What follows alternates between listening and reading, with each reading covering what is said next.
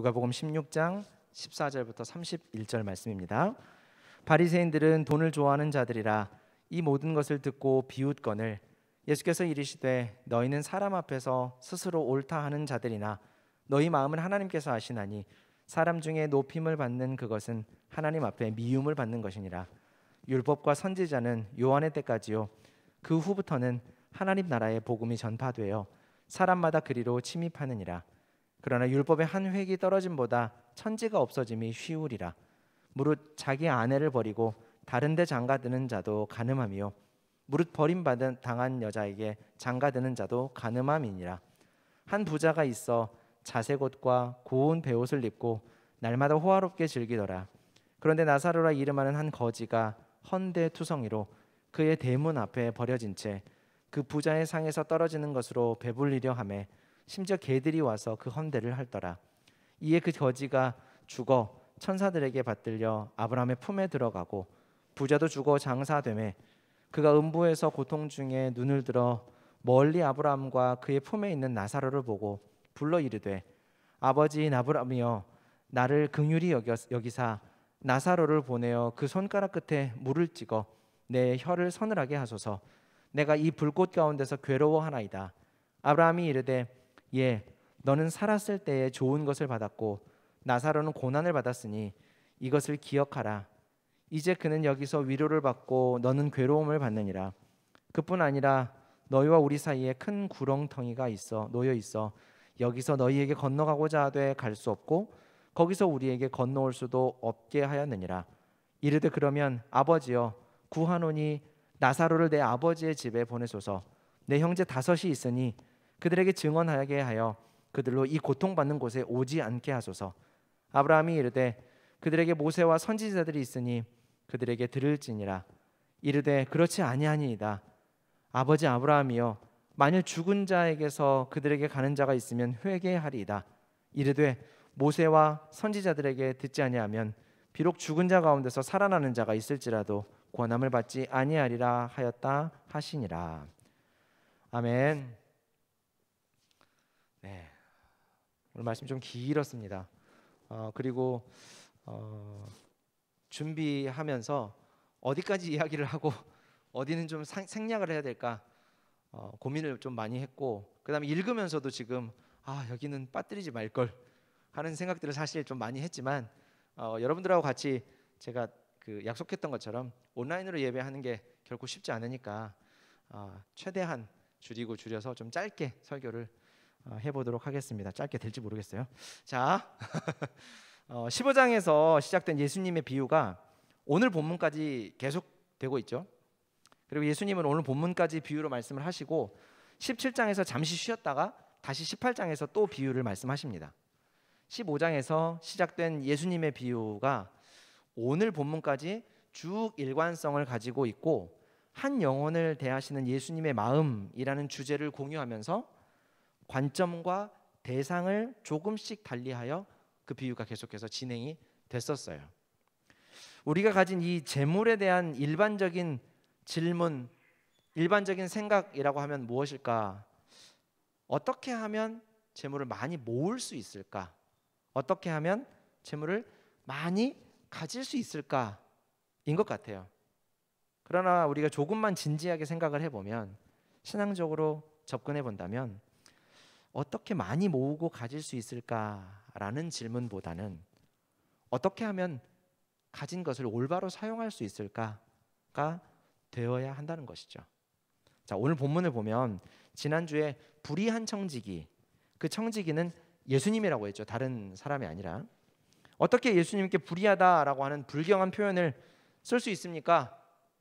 라는 질문에 예수님을 가리켜 불의하다라는 말은 예수님께서 정말로 불의한 분이라는 말을 하는 것이 아니라 예수님께서 세리들과 창녀들과 장애인들과 또 환자들의 친구가 되어주시고 그들에게 다가가셔서 가족이 되어주시고 그들의 죄를 용서하신 일을 가리켜서 당시에 서기관들과 바리새인들이 가졌던 생각이 바로 불의하다라는 것이었어요. 그래서 그것을 반어적으로 표현한 것이죠.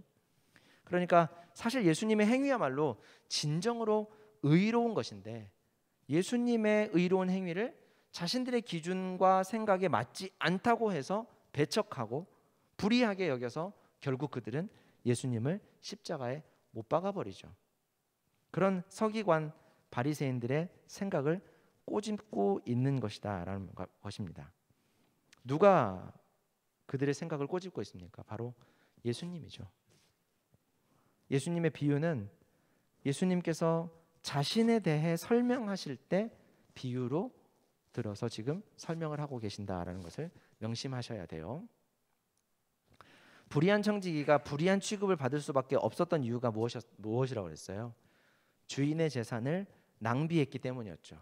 이 낭비라는 말이 디아스코르피조라고 했는데 이 말은 그 앞선 탕부 하나님에게 썼던 단어예요. 동일하게 썼던 단어죠. 그러니까 방탕한 아들을 사랑해서 자신의 생명과 방불한 재산을 아낌없이 그 아들에게 쏟아부었던 낭비했던 아버지, 그 낭비로 인해 아들의 낭비를 용서했던 아버지가 바로 우리 하나님이라고 했어요. 보잘것없는 죄인의 목숨을 살리시기 위해서 온 우주보다 값진 예수님의 목숨을 낭비하신 하나님 아버지. 그래서 하나님은 우리의 탕부다라고 했어요. 이렇게 계속되는 비유에서 하나님 아버지와 우리 예수님은 자신의 재물, 자신의 소유를 자기 자신을 위해서가 아니라 사랑하는 아들과 친구들을 위해서 사용했어요. 이것은 분명히 낭비였죠. 낭비였지만 우리를 구원한 하나님의 능력이고 하나님의 지혜였으며 하나님의 아주 의로운 행위였습니다.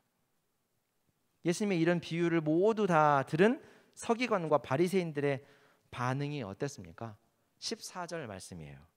바리새인들은 돈을 좋아하는 자들이라 이 모든 것을 듣고 비웃거늘. 돈을 좋아했던 이들, 사리에 밝은 이 사람들은 돈을 절대로 허투루 쓰는 사람들이 아니었어요.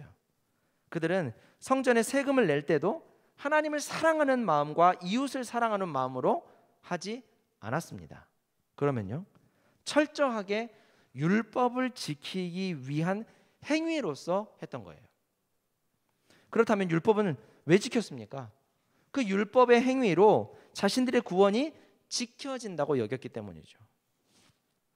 하지만 구원은 절대 사람의 어떤 행위나 그것이 아무리 많은 헌금이라 할지라도 그것으로 구원을 지킬 수 없어요.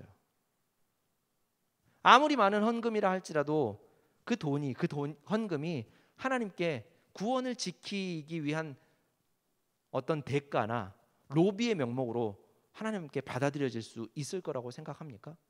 절대 그렇지 않죠.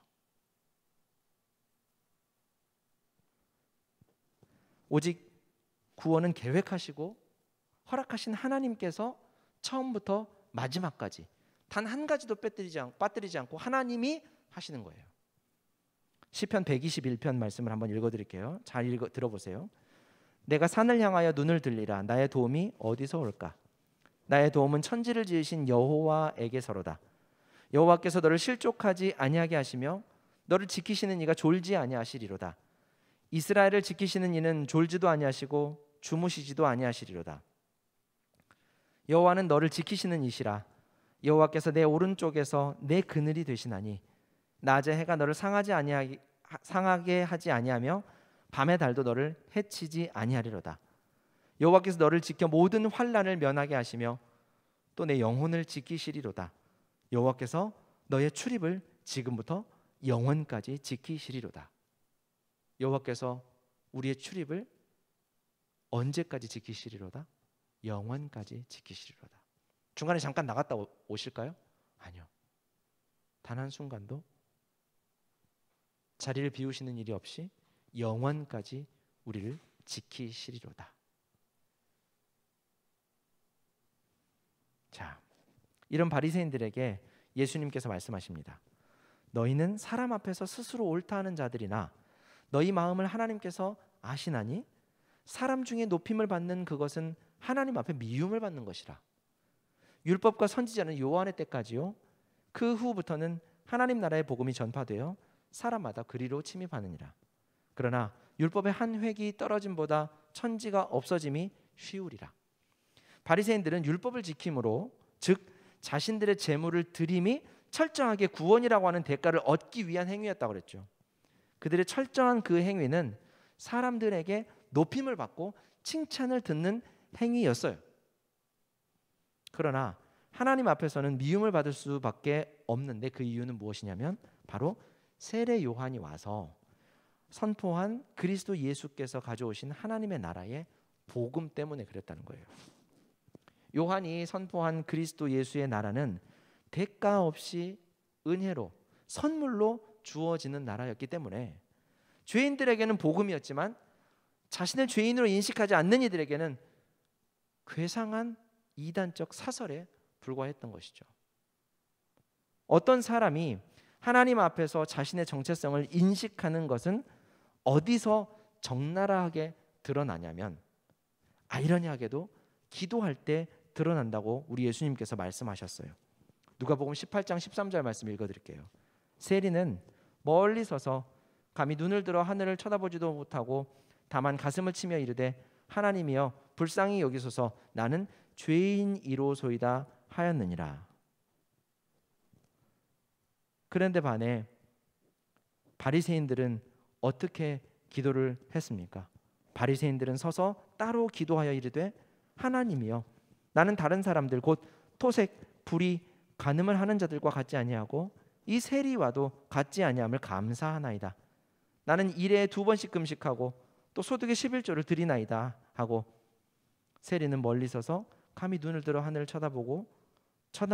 쳐다보지도 못하고 다만 가슴을 치며 이르되 하나님이여 불쌍히 여기소서 나는 죄인이로소이다 하였느니라. 꼭 기도할 때만 드러난다라는 것은 아니지만 기도와 같은 믿음의 행위를 통해 드러난다는 것이 굉장히 아이러니한 말이에요. 여러분, 누가 뭐라 해도 기도는 믿음의 행위죠. 하나님을 믿는 사람들이 하나님과 교제하고 거룩해져 가는 과정 가운데 기도라는 도구는 필수 불가결한 것이에요. 그런데 믿음의 필수 불가결한 이 행위인 기도를 통해 기도자의 정체성, 다르게 표현하자면 그 사람의 믿음의 온전함이 진짜인지 아닌지가 드러난다라고 하는 것은 아이러니이면서도 어쩌면 당연한 건지도 몰라요. 왜냐하면 어떤 사람의 가진 믿음이 진짜라면 진짜 믿음의 행위가 나타나겠죠. 하지만 가짜라면요, 가짜 믿음의 행위가 나타나는 법이거든요. 우리가 예전에 주기도문을 배웠을 때에도 살펴보았지만 우리의 기도가 매번 처음부터 끝까지 무엇을 달라, 무엇을 이루어 달라, 어떤 내 소원을 이루어 주십시오 라고 하는 기도로 점철된다면 문제가 있는 것 아니겠어요? 그 기도를 드리는 기도자에게 하나님은 내 소원을 이루어주고 내가 할 수 없는 것을 이루어주는 분, 그 이상도 그 이하도 아니라는 거죠. 그리고 그러한 사람에게는 자기가 드린 기도의 내용이 이루어지면 하나님은 살아계시고, 만약에 내 기도를 들어주시던 분이시지만 죄송해요. 그러면 내 기도의 내용이 이루어진다면 하나님은 살아계시고, 내 기도를 들어주시는 분이지만 자신의 기도가 응답되지 않는다면 하나님은 없고 하나님은 나를 사랑하지 않는 분이다라고 하는 결론에 도달할 때가 참 많아요. 여러분, 주변에 한때는 잘 믿다가 어떤 계기로 인해서 신앙의 삶을 떠나버린 분들 중에 기도가 문제가 되는 분들도 꽤나 많아요. 제가 예전에 교회에서 사역하면서 어떤 권사님 댁에 신방을 가서 같이 이야기를 나누는 가운데 좀 가정에 어려움이 있어서 권사님 같이 기도하십시다. 저도 새벽에 계속해서 권사님 위해서 기도할게요. 가정을 위해서 기도할게요. 권사님도 꼭 같이 기도합시다 했더니 그 권사님이 그러시더라고요. 아, 목사님, 저는 기도 안 해요. 하나님 내 기도 안 들어주더라고. 뭐 들어주지도 않고 뭐 이루어지지도 않는 놈의 그런 기도를 뭐 하려고 하겠어요?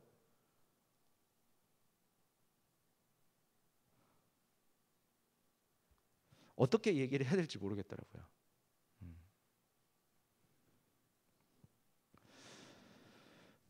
그것은 이런 그 기도를 드리도록 헛된 기대를 갖게 만든 지도자도 문제고, 하나님을 잘 알지 못해서 무지로 인해서 하나님을 오해한 그분도 문제라고 봐요. 방금 전에 읽어드린 누가복음 18장 말씀만 보아도 알 수 있는 것은, 기도라는 것은 하나님 앞에서 나의 존재가 얼마나 쓸데없는지를 인식하고 오직 하나님의 처분에 나를 맡겨드리는 거예요. 그게 기도예요. 근데 그게 잘 안 되잖아요.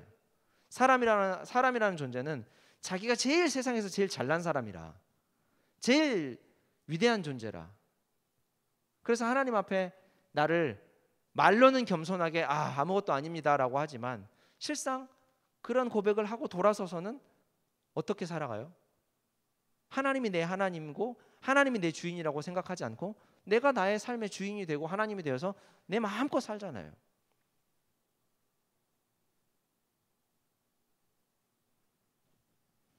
그게 잘 안 되기 때문에 또 기도하고 또 무릎 꿇고 또 무릎 꿇고 또 무릎 꿇어서 하나님 앞에 말씀드리는 거예요. 하나님, 내 존재가 진짜 이렇게도 쓸모없는 존재입니다. 하나님께서 영광스러운 존재로 나를 지어주시고 나를 아름답게 하나님의 뜻과 계획대로 지어주셨는데, 나는 그 하나님의 뜻과 계획을 알고 믿는다고 하면서도 오늘도 나는 내 인생에 내가 하나님이 되어 그렇게 살아갔습니다. 또 오늘도 새로운 한 날도 그렇게 살려고 내 안에 죄된 본성이 순간순간 고개를 들겠지만 그때마다 성령 하나님, 나를 쳐서 하나님의 말씀에, 하나님의 권위에 복종시켜 주십시오. 내 스스로가 죄인인 것을 낱낱이 깨닫게 해주십시오. 그리고 하나님의 말씀, 선하신 하나님의 뜻에 온전히 순종하는 자가 되게 해주십시오 라고 하는 것이 기도의 처음이고 마지막이에요. 사실 나는 하나님 앞에 소망이 없는 죄인이어서 쓸데가 없기 때문에 하나님께서 나를 불쌍히 여기심으로 은혜 주시지 않으면 안 되는 그런 존재다라고 하는 인식이 있다면, 그러한 인식이 생기기 전부터 꾸준하게 가지고 있던 이 천박한 내 육신의 정욕을 구하는 기도를 어떻게 계속할 수 있겠느냐 말이죠. 물론 우리는 그리스도 예수님을 믿음으로 구원을 받았지만 여전히 죄의 본성이 순간순간 불쑥불쑥 고개를 들기 때문에 그런 기도가 나도 모르게 본능적으로 나올 수 있어요. 하지만 그때마다 나의 죄된 자아를 누르는 성령으로부터 비롯된 새 자아가 옛 자아를 누르고, 그러나 주여 나의 소원대로 하지 마시고 주님의 소원대로, 주님의 선하신 뜻대로 이루어 주소서, 그 뜻을 보며 순종하는 자가 되게 하소서라는 고백이 터져 나올 수밖에 없어야 한다라는 것이죠. 그게 성도예요. 성도로 예수를 믿는다고 하면서도 여전히 이것 주십시오, 이것 갖게 해주십시오, 왜 이것 주지 않습니까? 라고 얘기하고 있다면 스스로를 잘 돌아봐야 돼요. 내가 왜 교회에 오고 있는지, 내가 왜 예수를 믿고 있는지, 내가 왜 하나님을 주인이라고, 주님이라고 부르고 있는지. 자, 그런데 바리새인들은 이런 말씀을 하시는 우리 주님 앞에서도 여전히 콧방귀를 뀌면서 비웃고 자신의 가식적이고 위선적인 행위가 사람들로부터 칭송을 받고 있음에 만족하고 있었던 거예요. 그렇다면 그들은 정말로 아무런 흠이 없는 사람들이었을까? 그렇게 사람들에게 충분히 칭찬받고 칭송받아 마땅한 사람들이었을까? 18절 말씀 보시면 예수님이 이렇게 말씀하십니다. 무릇 자기 아내를 버리고 다른 데 장가드는 자는 간음하며 무릇 버림당한 여자에게 장가드는 자도 간음함이니라. 예수님께서 왜 갑자기 이혼과 재혼 그리고 간음에 대한 말씀을 하시는지 아십니까? 마태복음 19장 7절 8절 말씀을 보면 예수님께서 소위 재혼을 위해 이혼을 정당화하려는 사람들에게 이런 말씀을 하셔요. 여짜오되 그러면 어찌하여 모세는 이혼 증서를 주어서 버리라 명하였나이까? 예수께서 이르시되 모세가 너희 마음의 완악함 때문에 아내 버림을 허락하였거니와 본래는 그렇지 아니하니라. 당신은 여성의 경제활동이 극히 제한적이었기 때문에 남편이 아내를 책임져 주지 않으면 절대로 혼자 살아갈 수 없는 사회적 분위기가 형성돼 있었어요. 그래서 남편들은 자신들이 가진 경제권을 권력으로 생각해서 자기들이 원하는 대로 여인을 취하고 버리는 일을 아주 손쉽게 했었어요. 그리고 모세가 준 이혼 증서라고 하는 것은, 모세는 이혼 증서도 써주지 않고 재혼해 버리는 남자들, 그냥 자기들이 원하면 아내로 맞아들였다가 그냥 실증이 나면 마치 물건 버리듯이 사람을 버려버리는, 내쫓아버리는 그런 사람들, 그런 남자들의 악행으로부터 버려진 여인들을 보호하기 위해서, 여인이 남편에게 버림을 받을 때에도 여인도 다른 남성과 다시 결혼할 수 있도록 제도적인 보호를 해주려고 이혼 증서를 꼭 써주어라 했던 거예요. 그러지 않고 버리는 놈은 나쁜 놈이다, 마귀 자식이다, 그렇게 얘기를 했던 거죠. 그런데 죄인의 본성은 얼마나 악한지 여성을 보호하기 위한 제도적 장치를 또 면죄부로 악용하고 있었던 거예요. 이혼 증서를 써주기만 하면 언제든지 이혼을 할 수 있는 것 아닙니까? 라면서. 그 말이 그 말인가요? 아니죠. 예수님은 그런 악행을 버젓이 자행하면서도 자신들은 이혼 증서를 써주었기 때문에 율법적으로 흠이 없다고 자부하던 이 바리새인들의 악함을 호되게 꼬집고 계시고 그들의 죄악상을 낱낱이 드러내고 계셨던 거예요. 자, 그러면서 예수님은 자연스럽게 이야기로 된 비유를 하나 말씀하십니다. 한 부자가 있었어요. 자색옷과 고운 베옷을 입고 날마다 호화롭게 즐기는 사람이었대요. 자색옷, 고운 베옷을 입었다라는 것은 이 사람이 보통 부자가 아니었다는 뜻이에요. 당시에 자색옷, 고운 베옷, 그러니까 자색은 보라색이죠. 보라색은 왕들이나 입을 수 있는 그런 색깔의 옷이었어요. 고운 베옷도 마찬가지고요. 꼭 왕이 아니라 할지라도 매일 호화롭게 잔치를 하며 즐겨도 부족함이 없는 그런 사람을 지칭하는 말이에요. 이 사람은 바로 누굴까요? 바리새인이에요. 그들은 돈을 좋아했기 때문에 부자였을 것이다, 뭐 이렇게 추측하는 것은 아니고요. 이 세상을 살면서 호화로운 잔치를 매일 즐기며 사람들로부터 온갖 칭송을 받고 환영을 받았지만 정작 그가 죽어서는 어떤 처지가 되는지를 우리 예수님께서 이렇게 말씀하셔요. 23절부터 25절 말씀 제가 한번 읽어드릴게요. 그가 음부에서 고통 중에 눈을 들어 멀리 아브라함과 그의 품에 있는 나사로를 보고 불러 이르되 아버지 아브라함이여 나를 긍휼히 여기사 나사로를 보내어 그 손가락 끝에 물을 찍어 내 혀를 서늘하게 하소서. 내가 이 불꽃 가운데서 괴로워하나이다.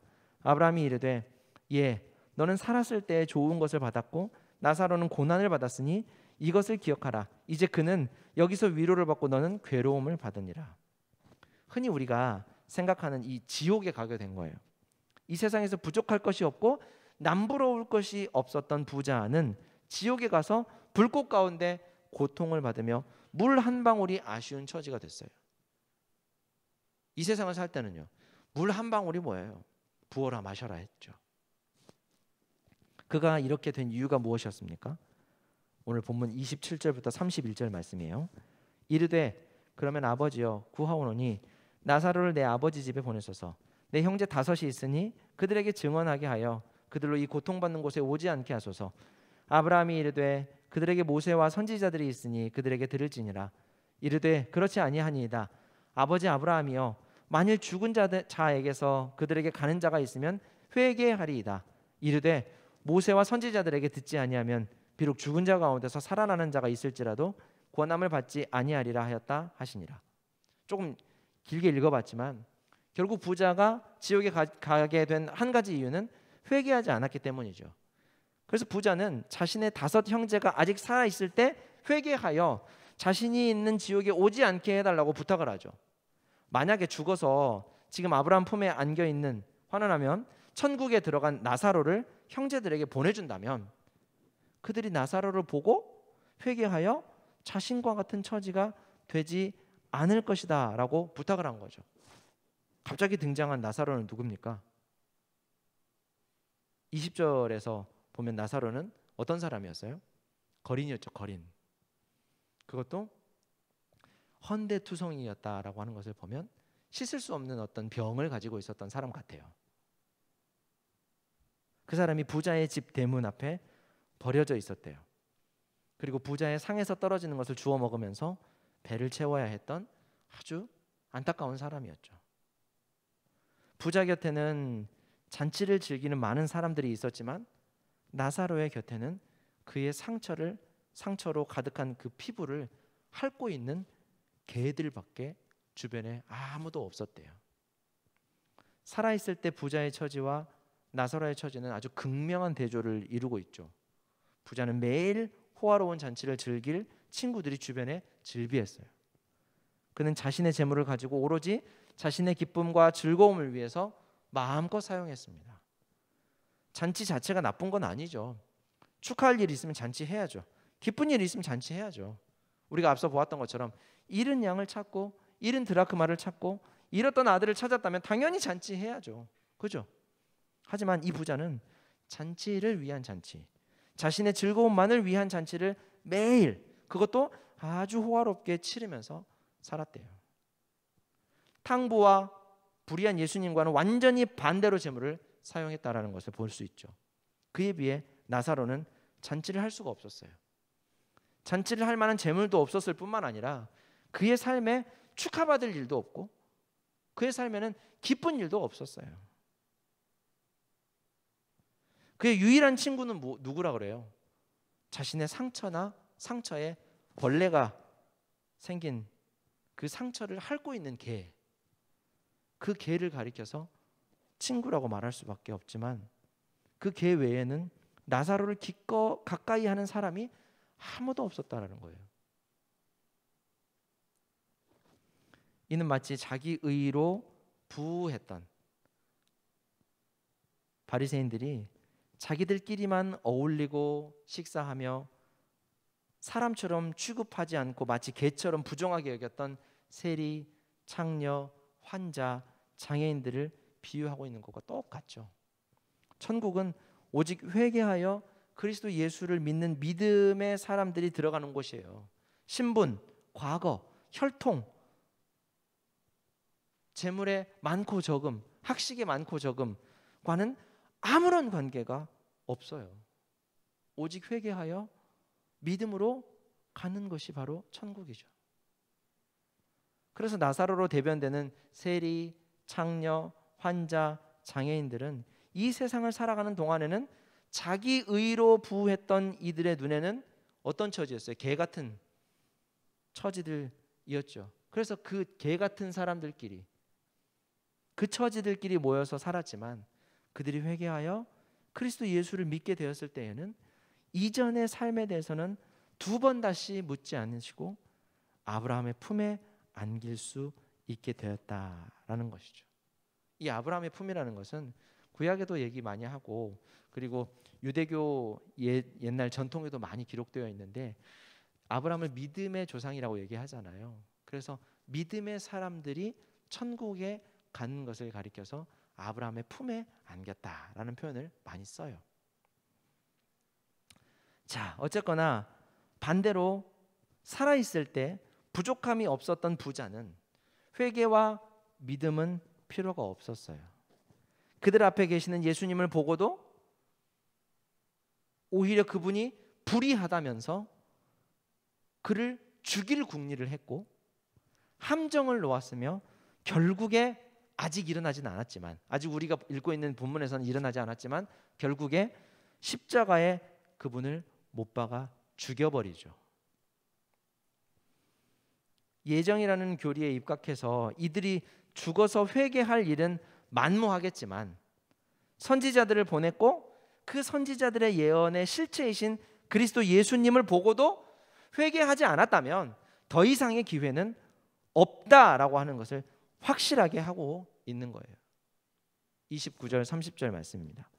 아브라함이 이르되 그들에게 모세와 선지자들이 있으니 그들에게 들을지니라. 이르되 그렇지 아니하니이다.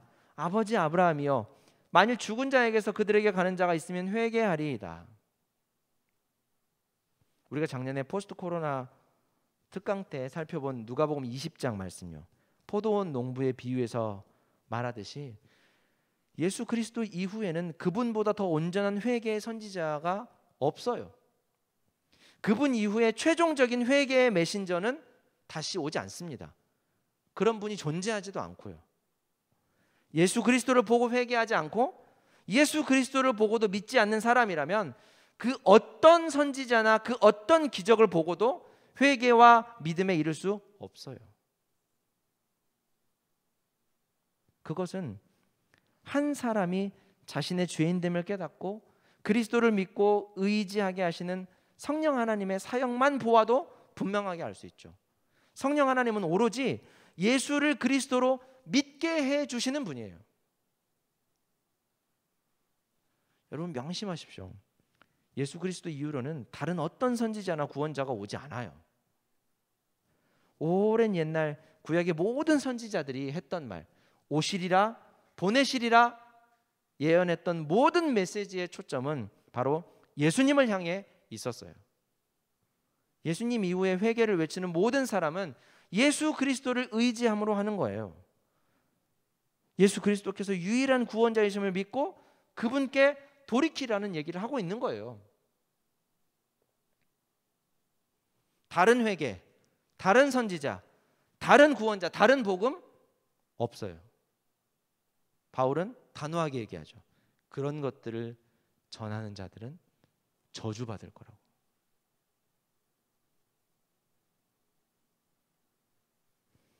예수 그리스도는 우리가 회개해야 할 이유가 되시고 회개하여 도달하고 의지해야 할 종착지가 되시고 유일한 구원자이셔요.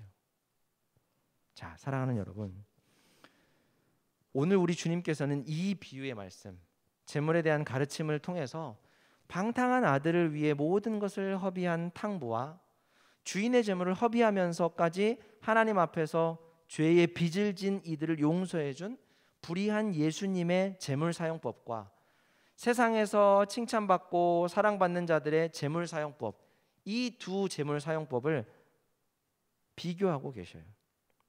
한순간 넘어질 자기 의의 탑을 높이 쌓아가는 이들의 재물 사용법을 하나님 아버지와 예수님의 재물 사용법과 대비하심으로 여전히 그리스도이신 예수님을 눈앞에 두고도 불의하다고 비웃고 있는 이 바리새인들에게 회개를 촉구하고 계신 것이죠. 여러분, 예수 그리스도 앞에서 우리 각자의 자기 인식은 어떠한지 한번 생각을 해봅시다. 부족할 것 없는 부자입니까? 아니면 부족한 것 투성이인 나사로입니까? 내 기준과 내 생각에 맞지 않은 사람들을 부정한 죄인이라고 치부하면서 그들을 정죄하고 가까이 하지 않는 바리새인입니까? 아니면 하나님 앞에서 나는 아무런 소망도 없고 의도 가지지 못해서 그저 주여 나를 구원하소서라고 부르짖고 있는 죄인입니까? 우리가 이미 살펴본 누가복음 5장 말씀을 읽고 오늘 말씀을 마치려고 합니다. 누가복음 5장 한번 찾아보시겠어요? 누가복음 5장 27절부터 32절 말씀입니다. 누가복음 5장 27절부터 32절 말씀, 여러분 찾으셨으면 저와 같이 한번 읽어보겠습니다. 시작. 그 후에 예수께서 나가사 레위라 하는 세리가 세관에 앉아 있는 것을 보시고 나를 따르라 하시니 그가 모든 것을 버리고 일어나 따르니라. 레위가 예수를 위하여 자기 집에서 큰 잔치를 하니 세리와 다른 사람이 많이 함께 앉아 있는지라. 바리새인들과 그들의 서기관들이 그 제자들을 비방하여 이르되 너희가 어찌하여 세리와 죄인과 함께 먹고 마시느냐. 예수께서 대답하여 이르시되 건강한 자에게는 의사가 쓸데없고 병든 자에게라 쓸데있나니 내가 의인을 부르러 온 것이 아니요 죄인을 불러 회개시키러 왔노라. 아멘. 기도하겠습니다.